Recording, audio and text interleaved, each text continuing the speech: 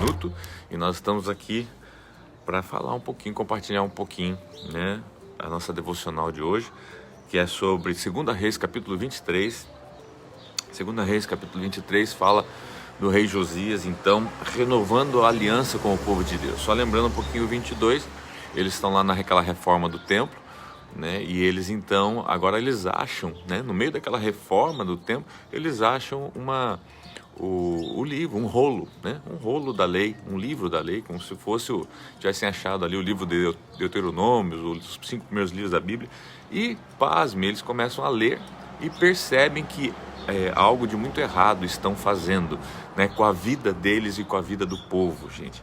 Né, então, agora, ele como rei de Judá, Josias, então ele chama o sacerdote e fala, reúna o povo e vamos ler esse negócio aqui, gente, vamos tentar ver o que a gente pode fazer para não receber o juízo que nos é merecido, porque nós merecemos um juízo de Deus por tanta coisa errada que estamos fazendo. Então vamos ler aqui, vamos ver se, né, para a gente poder aprender a proceder de forma correta, digna, né? Então, 2 Reis, capítulo 23, acompanhe comigo, fala o seguinte, olha. Depois disso, o rei convocou todas as autoridades de Judá e de Jerusalém. Em seguida, o rei subiu ao templo do Senhor, acompanhado por todos os homens de Judá. Todo o povo de Jerusalém, os sacerdotes, os profetas, todo o povo, dos mais simples ao mais importante. Para todos, o rei leu em alta voz, observe isso, em alta voz, todas as palavras do livro da aliança que havia sido encontrado no templo do Senhor. Queridos, é muito importante, nós estamos falando que ele leu a palavra, ele leu né, que seria a Bíblia, ele leu, no caso na época, o rolo, né, ou seja, aquilo que promoveria uma aliança, ou relembraria o povo da aliança que Deus tinha feito, talvez essa seja a colocação certa, que lembrava o povo que havia uma aliança, tipo assim, vocês estão sofrendo à toa, vocês estão passando por tudo isso desnecessariamente, porque há uma aliança, tá? Versos 3, assim, o rei colocou-se junto à coluna real e na presença do Senhor fez uma aliança, né, ou seja, renovou, comprometendo-se a seguir o Senhor e a obedecer de todo o coração e de toda a alma os seus mandamentos e os seus preceitos e os seus decretos, confirmando assim a palavra da aliança escrita naquele livro. Então, todo o povo se comprometeu com a aliança. Gente, nesse momento é um momento de restauração com Deus, tá? Mas é o que muitas vezes a gente faz, né? Às vezes, olha, você precisa voltar para Deus, você precisa, né, retornar a aliança que você tinha com Deus, ter a sua fé, crer mais em Deus, confiar mais em Deus. E muitos de nós fazemos isso constantemente, né? Levamos pessoas a fazer e vemos pessoas fazer constantemente, pessoas renovando os seus votos, como o voto de casamento. Você tem que renovar os seus votos do casamento, lembrar que existe uma aliança, fidelidade, lealdade, amor e tudo mais, né? Então, agora só que vejam bem o que acontece. Tudo isso aqui foi um posicionamento de comportamento, ou seja, eles leem o livro, recebem conhecimento, né, para isso, entendendo que na sua consciência está claro que eles estavam no caminho errado e agora precisam restaurar, renovam a aliança, mas agora toda aliança tem que vir precedida não, perdão, né? Depois sucedida, essa palavra, sucedida do que? De ações que expressam que realmente estamos aliançados e estamos voltando então a fazer o que Deus agradava a Deus. Então agora o que acontece? Agora vem algumas ações, algumas atitudes que ele vai fazer. Ainda tem alguns detalhes dessa aliança e depois as coisas que Josias começou a fazer. Como? Tirando os postes sagrados, os altares pagãos, os médios, os encantadores, tudo aquilo que não estava de acordo com a aliança que Deus tinha feito com eles. Mas vamos ver, versos 4. O rei deu ordens ao sumo sacerdote Ilquias, aos sacerdotes auxiliares, aos guardas da porta, que retirassem do templo todos os utensílios feitos para Baal, né? Baal, né? Beuzebu, Astarote, Asmodeus, Leviatã e Azerá, e para todos os exércitos celestes. Eles os queimou fora de Jerusalém, nos campos do vale de Cedron, e levou as cinzas para Betel. Eliminou os sacerdotes pagãos, sim, irmãos, ele mandou matar. Imagina, hoje ele ia ser genocida, hoje ele ia ser, né, um anti alguma coisa, uma pessoa, né, enfim, porque ele manda matar o sacerdote. Por quê? Porque aqueles homens estavam promovendo coisas terríveis, ensinos terríveis e crenças terríveis. E não era só pelo fato de, não respeita, né, a ideia deles ou a ideologia deles, não, é que isso ia acarretar para todo o povo um juízo de Deus, ou seja, todo o povo, bom, ruim, bem ou mal, justo, iria sofrer por causa da atitude de pessoas que estavam caminhando segundo as suas ideias, e não segundo a aliança, e não segundo a palavra. É mais ou menos o que acontece hoje. Hoje, aquela coisa, a gente fica muito da esquerda, direita. Não, gente, não tem direita, não tem esquerda. O que existe é o seguinte: é um Deus, um Criador, uma palavra, uma aliança, que toda vez que nós andamos contra ela, independente da ideologia que você tem, vai acarretar um juízo de Deus sobre todos. E daí é o seguinte: por que eu preciso combater o que está fora da aliança, né? Fora da palavra? Porque senão todo mundo vai pagar a conta. Eu, você, aquele que crê, o que não crê. Então, quer dizer, alguém que sabe a verdade tem que se posicionar por ela. É isso que está acontecendo nessa época aqui. Verso 6, também mandou levar os postes sagrados do templo do Senhor para o vale de Sedom, fora de Jerusalém, para ser queimados, reduzidos a cinza, que foram espalhados sobre os túmulos de um cemitério público. Também derrubou as acomodações dos prostitutos cultuais que ficavam no templo do Senhor, onde as mulheres teciam para Azerá. Azerá era uma entidade, uma deusa, né? Uma coisa assim, uma crença, né? Pagã. Então ali cozeram o que? Eles faziam, costuravam mesmo, essa é a ideia, tá? Para quê? Para as imagens, né? Tá? E faz um mantinho azul, uma coisa. Dentro do templo, porque o próprio templo ele promovia o paganismo. Então olha como estava na época a coisa. Tá? Versos 8, Josias trouxe todos os sacerdotes da cidade de Judá, desde Geba até Berseba, profanou os altares onde os sacerdotes haviam queimado incenso, vão dos sacerdotes de Baal, gente, pagão, tá? Inclusive o altar da entrada da porta de Josué, o governador da cidade que fica à esquerda da porta da cidade. Embora os sacerdotes do altares não servissem no altar do Senhor, veja só, eles não serviam no altar do Senhor, eles eram sacerdotes, né, de outros deuses, tá? Em Jerusalém comiam pães sem fermentos junto com os sacerdotes, seus colegas, ou seja, influência, falando assim, olha, ainda que, né, aquela coisa, eu respeito, né, a opinião dos outros, tal, tenho amizade com todo mundo, né, é isso aqui que está acontecendo. O que acontece é o seguinte: não é que não queira que tenha amizade, não tenha contato, não, mas a influência, tá? Eu escutei ontem, eu acho, alguém falando uma historinha assim. O que é mais fácil, gente? Né? É mais fácil alguém que está sentado embaixo da mesa, tá? Trazer para baixo aquele que está sentado em cima da mesa, né? Ou aquele que está em cima da mesa levar para cima o que está sentado embaixo da mesa. É mais fácil o que está em cima descer para baixo, tá? Claro que mesa não é lugar de se sentar, né, gente? Mas enfim, o exemplo é para quê? Para entender o seguinte: é muito mais fácil num ato de comunhão, e temos que ter, tá? O mal prevalecer do que o bem prevalecer, porque o mal ele vai tentar conduzir a pessoa a permanecer nas coisas, nas práticas que é mal. E por que é mal? É mal porque contraria as leis de Deus, mas para muitos é bom, porque traz prazer para a carne humana. Então aí que entra as distorções. Olha só, versos 11, acabou com os... 11? Não, 10. Ele profanou Tofete, que fica no vale de Ben-Hinom, de modo que ninguém mais pudesse usá-lo para sacrificar o seu filho ou a sua filha a Moloque, gente, né? Acabou com os cavalos que os reis de Judá tinham consagrado ao sol e que ficavam na entrada do templo do Senhor, perto da sala de um oficial chamado Natã-Meleque, também queimou as carruagens consagradas ao sol.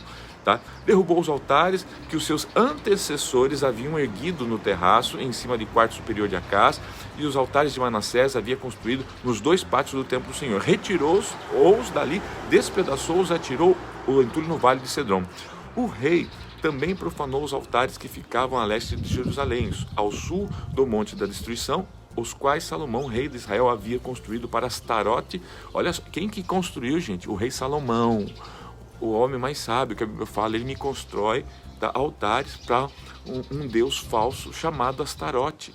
Olha só, então os quais Salomão, rei de Israel, havia construído para Astarote e a detestável deusa dos Sidônios, para Camus, tá? O detestável deus de Moabe, para Moloque, o detestável deus de Amon. Quem que fez isso? Salomão fez. Então mostra o quê? Como estava, ainda que era um homem sábio, mas como a distância de Deus era muito real, clara e patente aqui. Então Josias, versos 14, despedaçou as colunas sagradas, derrubou os postos sagrados, cobriu os locais com ossos humanos. É importante, gente, você saber isso, porque você vai ver o seguinte: esse cara aqui chamado Josias, a Bíblia fala que ele foi um restaurador. Ele foi um cara que andou contra tudo e todos, restaura a aliança. Ou seja, ele dá a oportunidade do povo não ser destruído por Deus, por estar desobedecendo a Deus.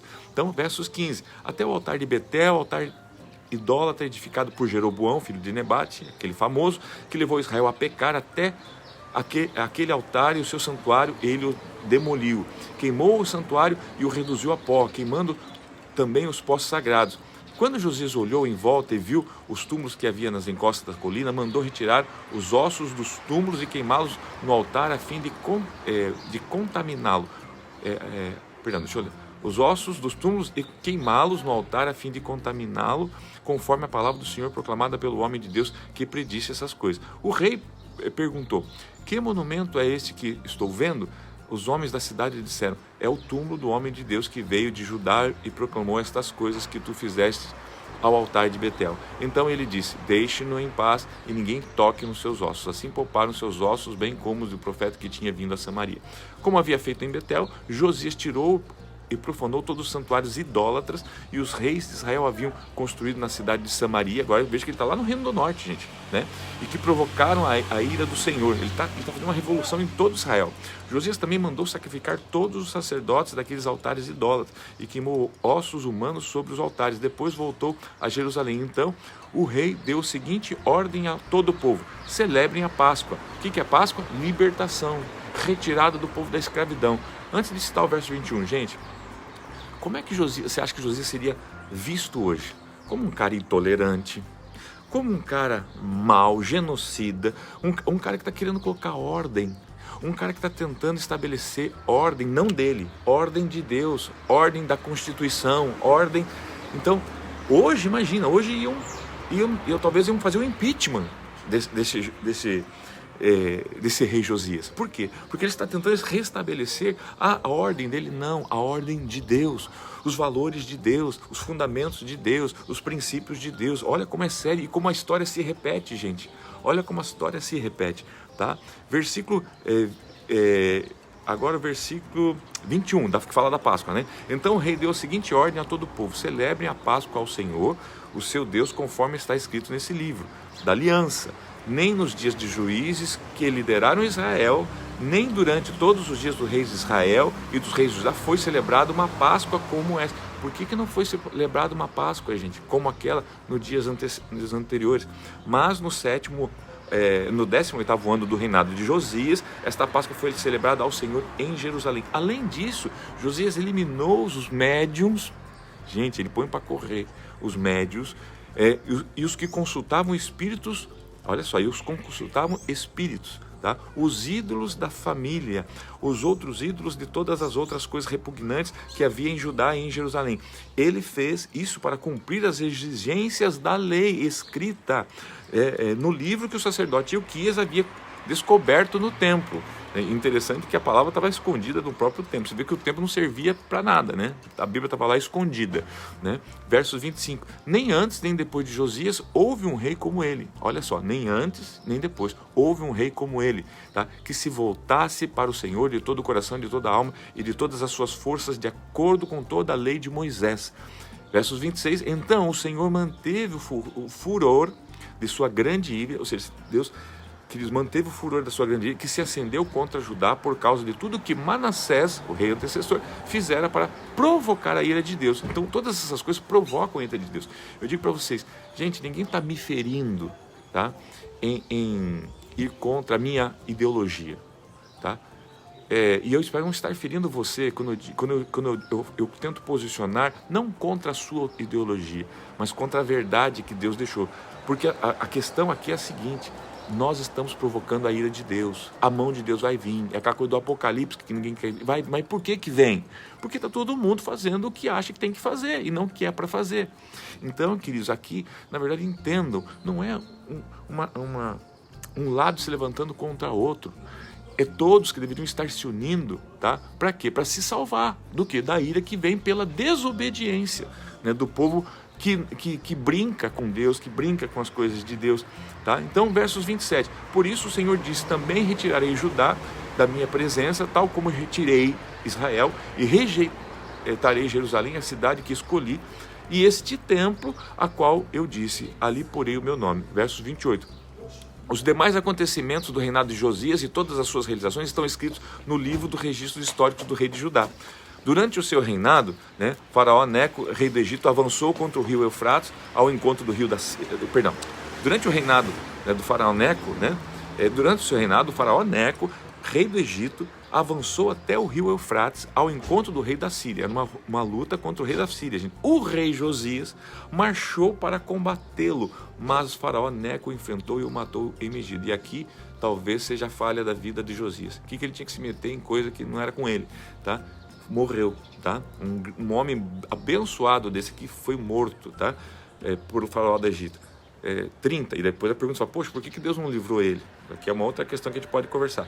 Versos 30, os oficiais de Josias levaram seu corpo de Megido para Jerusalém e o sepultaram em seu próprio túmulo, e o povo tomou Joacás, filho de Josias, ungiu e proclamou o reino no lugar de seu pai. Então até aqui, gente, um tempo de restauração, aliança, um tempo onde você vê que Deus levanta um homem para promover, não a vontade deste homem, mas para promover a vontade de Deus. É isso que Deus espera de mim, de você, lá na sua casa, na sua igreja, na sua cidade. Deus precisa levantar pessoas na empresa, no colégio, na faculdade, para promover, não a ideia dessa pessoa, mas os princípios de Deus. É isso, para que não venha juízo sobre todos. Isso precisa ficar claro, sobre todos, não é sobre bons ou maus, sobre todos, tá? Versos 31, já estamos encerrando, olha só. Agora vêm os seus sucessores, e infelizmente, agora em vez de continuar fazendo a coisa certa, em vez de continuar seguindo a aliança, você vai ver que vai de novo, por isso que eu falo, é um ciclo, sabe assim, um sobe e desce, sobe e desce. Versos 31, Joacás tinha 23 anos de idade quando começou a reinar, e reinou 3 meses em Jerusalém. Tá? O nome de sua mãe é Amutal, filha de Jeremias, ela era de Líbina. Ele fez o que o Senhor reprova, tal como seus antepassados. Josias trabalhou tanto, gente, fez tanto, para quê? Para entrar o filho dele e fazer o que o Senhor reprova, tá? Falha de quem? Do filho dele, ou talvez da construção do caráter do filho dele, que era a responsabilidade de Josias. Tá entendendo? Pegou isso no teu espírito? Verso 33, o faraó Neco o prendeu em Ribla, na terra de Amate, de modo que não mais reinou em Jerusalém. O faraó também impôs a Judá um tributo de 3,5 toneladas de prata, 35 quilos de ouro, e colocou Eliaquim, filho de Josias, como rei no lugar do seu pai Josias, e mudou o nome de Eliaquim para Jeoaquim, mas levou Joacás consigo para o Egito, onde ele morreu. Jeoaquim pagou a Faraó Neco a prata, o ouro, mas para cumprir as exigências de Faraó, não porque livre, espontânea vontade, ou seja, ou paga ou também você vai para o chilindró. Joaquim impôs tributos, né, ao povo, que é aquela coisa, gente, é Faraó que manda para o rei para o povo, é o diabo que manda para a liderança, e a liderança vai depois repassar para o povo, ou seja, sempre vai estourar no povo, tá? Joaquim impôs tributos ao povo, cobrando a prata, o ouro de cada um conforme suas posses, tá? Joaquim tinha 25 anos de idade quando começou a reinar, e reinou 11 anos em Jerusalém. O nome da sua mãe era Zebida, filha de Pedaias, ela era de Ruma. Ele fez o que o Senhor reprova, tal como seus antecessores. Então, gente, aqui de uma forma, né, resumida, expositiva, mas ao mesmo tempo muito resumida, muito simples. Nós estamos dizendo assim, observe que eles vêm de algo errado, né, de uma conduta errada, de vida errada, que envolve templo, que envolve rei, que envolve cidade, que envolve palácio, que envolve pessoa, que envolve cidadão, que envolve monarquia, que envolve tudo errado. Por quê? Porque estão longe do livro da lei, porque estão longe daquilo que Deus, do manual de Deus. Daí estão reformando o templo, ó, uma coisa boa para Deus, né? A gente acha, né? Acham a Bíblia, aquela coisa, eu estou lá pintando a igreja, achei a Bíblia. Pedem para ler, ou seja, sequer estavam lendo as escrituras, sequer que liam, como é que vai saber a vontade de Deus se nem lê? Tá? Agora então, eles começam agora então, chamam o povo, lê para o povo, que precisa conscientizar o povo. Gente, olha, nós estamos no caminho errado, nós estamos aqui brigando entre nós, mas é uma questão aqui de obedecer a Deus. Vamos fazer isso, e começa a fazer isso, tá? Restaura, começa a tirar os postos sagrados, os altares pagãos, os médios que consultam mortos, tudo. Por quê? Porque não gosta dessas pessoas? Não, porque isso vai atrair a ira de Deus sobre todos, sobre o justo e sobre o injusto. Tá? É o Apocalipse. Você acha que o Apocalipse não vem? Vem. E vem por quê?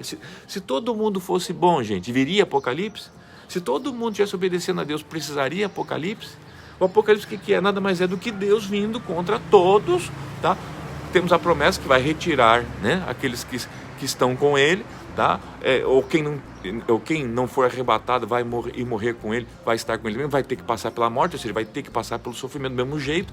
Por causa do quê? Por causa da desobediência. E o pior é que é de poucos, não é de todos, é de poucos. Mas é que a maioria não se manifesta, não se posiciona, não se levanta no sentido, não, gente, vamos fazer o que Deus quer, o que Deus mandou, tá? Então, e depois a gente vê que é o seguinte, é um tempo, né? Porque todo mundo tem o seu tempo. Morre, vem outro, daí você fala assim, vai melhorar, porque agora foi eleito o outro é melhor. De repente vai e faz tudo que Deus reprova. Gente, então, essa é a nossa devocional de hoje, para a nossa reflexão. A gente vê que o negócio que aconteceu lá, praticamente 600 anos antes de Cristo, é mais ou menos o período aqui, continua acontecendo hoje, ele vai se replicando, tá? E o erro é sempre o mesmo, é eu e você que não nos posicionamos ao quê? A aplicar a aliança do Senhor na nossa vida, nos nossos filhos, no nosso povo, da nossa cidade, na nossa área de influência. Eu convido você a nós sermos um pouquinho desse Josias nas nossas vidas e na vida do povo de Deus. Beijo no teu coração.